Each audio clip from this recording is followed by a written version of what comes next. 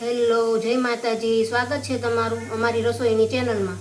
તો આજે આપણે બનાવવાના છીએ ટેસ્ટી અને હેલ્ધી ચકરી, દિવાળી સ્પેશિયલ ચકરી. તો એના માટે મેં એક મોટો વાટકો ઘઉં લીધો છે, એક નાનો વાટકો ચોખાનો લીધો છે, તલ લીધા છે, લીલા મરચાં નથી એટલે લાલ મરચાં અને આદું લીધું છે. એની આપણે મિક્સરમાં ક્રશ કરીને એમાં નાખવાનું છે, ક્રિસ્પી કહેવાય નમકીન બનાવવા માટે.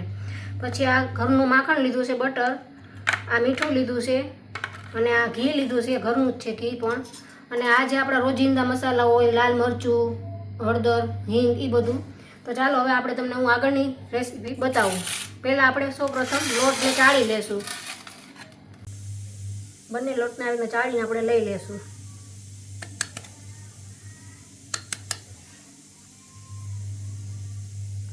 ચોખાનો પણ ચાળી લેશું.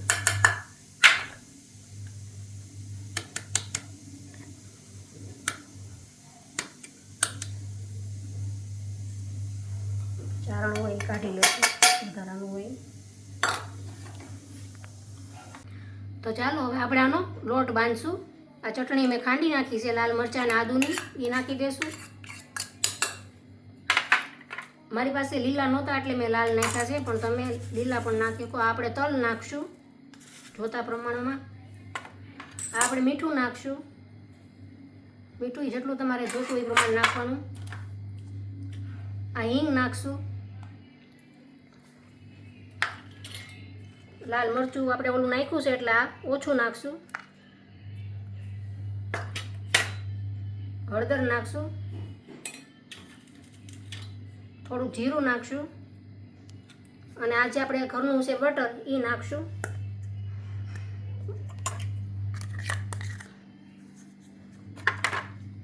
અને થોડુંક આપણે ઘી નાખશું, 1 ચમચી જેટલું ઘી નાખી દઈશું. હવે એને આપણે લોટ બાંધી લેશું.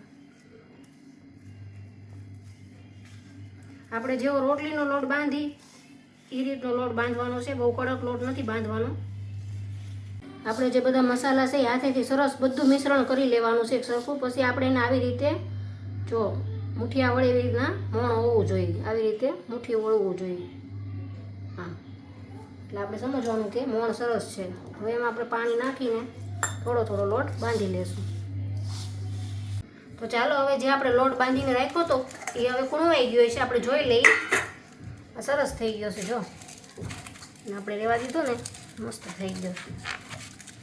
આમાં જે આપણે લાલ મરચાં નાખ્યા હતા, જો સરસ દેખાય એ છે. લીલા નાખ્યા તો લીલા સરસ લાગે. આપણે આવો સંચો લઈ લેવાનો છે, એમાં આવી ચકરી લઈ લેવાની છે. આપણે ચકરી એમાં ઘણી જાતની હોય, પણ આપણે જ્યાં સ્ટારની હોય એ જ લઈ લેવાની. એમાં આપણે નાખી દઈશું લુવો, જેટલો સમાય એટલો નાખી દઈશું.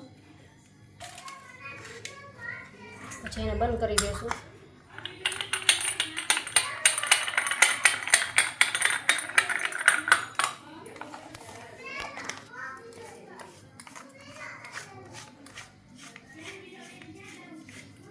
પછી એને આપણે પાડી લેશું. એકદમ ઇઝીથી પડી જશે. સરસ.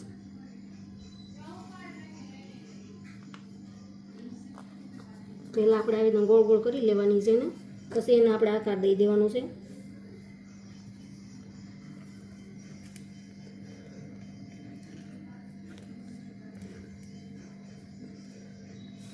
હવે એને આપણે આકાર દઈ દઈશું.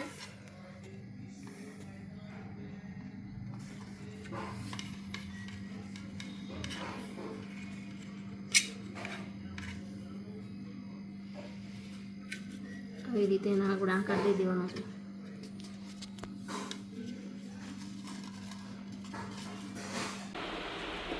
હવે આપણું આ તેલ આવી ગયું છે. હવે આપણે ચકરી જે આવા કાણાવાળા હોય ને એવી રીતના મૂકી દેવાની છે અને આવી રીતે તળી લેવાની છે. જો તમારી પાસે ચમચો હોય તો ચમચામાં પણ તમે તળી શકો છો. તેલ સરસ આવી ગયું છે, એકદમ બ્રાઉન થાય ત્યાં સુધી એને તળાવવા દેવાની છે. ઉપર પણ આવી ગઈ છે આપણી ચકરી.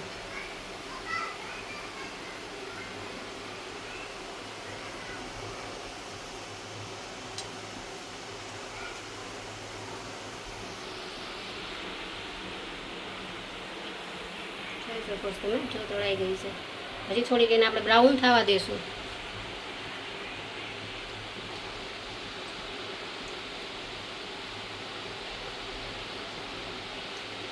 તરત જ તળાઈ જાય છે, એમાં કે વાર નથી લાગતી.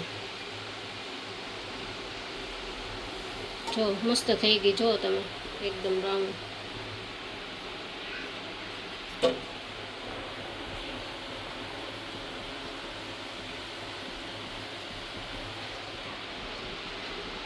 તો ચાલો, આ આપણી ચકરી થઈ ગઈ છે રેડી. જો એકદમ નમકીન અને ક્રિસ્પી અને પોચી પણ, દાંત વગરના પણ ખાઈ શકશે એવી આ ચકરી બની છે. તમને કેવી લાગી છે અમને કોમેન્ટમાં જણાવજો અને તમારા ઘરે જરૂરથી ટ્રાય કરજો.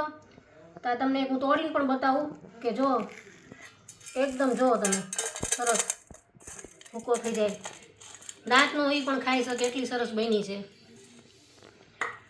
તો આવજો બધા મિત્રો.